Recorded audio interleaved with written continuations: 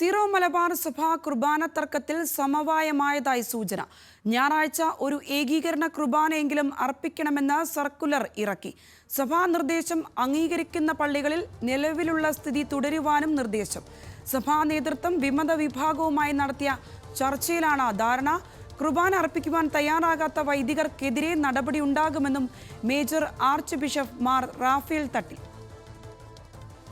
2024 July 3 മുതൽ ഏകീകൃത കുർബാന അർപ്പണ രീതി നടപ്പിൽ വരുത്തണം. അതിനായി എല്ലാവരുടെയും ഹൃദയപൂർവകമായ സഹകരണം ഞാൻ അഭ്യർത്ഥിക്കുന്നു. ഏതെങ്കിലും കാരണത്താൽ ഈ തീരുമാനം പൂർണ്ണമായി ജൂലൈ 3 മുതൽ നടപ്പിലാക്കാൻ സാധിക്കുന്നില്ലെങ്കിൽ സിനഡാനന്തര അറിയിപ്പിൽ പറഞ്ഞതുപോലെ ഞായറാഴ്ചകളിലും കടമുള്ള ദിവസങ്ങളിലും ഒരു വിശുദ്ധ കുർബാനയെങ്കിലും ഏകീകൃത രീതിയിൽ അർപ്പിച്ചു തുടങ്ങേണ്ടതാണ്. അതുപോലും ചെയ്യാത്ത വൈദികർക്കെതിരെ സഭാ നിയമപ്രകാരമുള്ള അച്ചടക്ക നടപടികൾ ആരംഭിക്കുമെന്ന കാര്യം കൂടെ അറിയിക്കുന്നു. വിവരങ്ങളുമായി സഹിൻ ആന്റണി ചേരുന്നുണ്ട്. സഹിൻ, അങ്ങനെ തോമാസ് ലീഹായുടെ വിശ്വാസം ഊന്നി പറഞ്ഞവർ ഇതാ തോമാസ് ലീഹായുടെ ദിവസത്തോടനുബന്ധിച്ച് സമവായത്തിന്റെ പാതയിലേക്ക് എത്തിയിരിക്കുന്നു എന്നാണ് ഏറ്റവും ഒടുവിലായി നമുക്ക് മനസ്സിലാക്കാൻ സാധിക്കുന്നത്.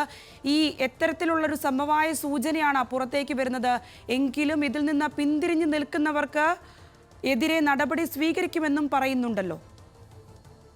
അത് തന്നെയാണ് സംഗീത സൂചിപ്പിച്ചതുപോലെ തന്നെ പിന്തിരിഞ്ഞു നിൽക്കുന്നവർക്ക് ശക്തമായ ഒരു മുന്നറിയിപ്പ് major archbishop Mar Raphael Thattil നൽകുന്നുണ്ട്. കുർബാന അർപ്പിക്കാൻ തയ്യാറാകാത്ത വൈദികർക്കെതിരെ നടപടി ഉണ്ടാകുമെന്ന മുന്നറിയിപ്പ് കൃത്യമായി നൽകുന്നുണ്ട്. അതേസമയം തന്നെ സഭാ നേതൃത്വവുമായി വിമത വിഭാഗം ഒരു ചർച്ച നടത്തിയിരുന്നു. ആ ചർച്ചയിൽ ഏറെക്കുറെ ധാരണയായി എന്നുള്ളത് തന്നെയാണ് മനസ്സിലാക്കാൻ കഴിയുന്നത്.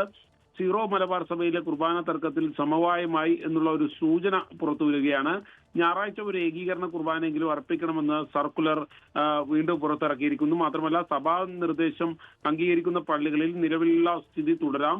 അതായത് ഇപ്രകാരം ഞായറാഴ്ചകളിൽ ഒപ്പം തന്നെ കടമുള്ള ദിവസങ്ങളിലും സിനഡ് തീരുമാനിച്ച ഏകീകൃത രീതിയിൽ ഒരു കുർബാനയെങ്കിലും അർപ്പിക്കുന്ന ദേവാലയങ്ങളിൽ ഇപ്പോൾ നിലവിലുള്ള രീതി തുടരാമെന്നാണ് മുന്നറിയിപ്പ് നൽകിയിരിക്കുന്നത്. ഈ വരുന്ന ജൂലൈ 3 മുതൽ, അതായത് നാളെ മുതൽ എറണാകുളം അങ്കമാലി അതിരൂപതയിലുള്ള എല്ലാ ഇടവക ദേവാലയങ്ങളിലും ഇത് ഏകീകൃത കുർബാന നടപ്പിലാക്കണം എന്നുള്ളതാണ് പറയുന്നത്.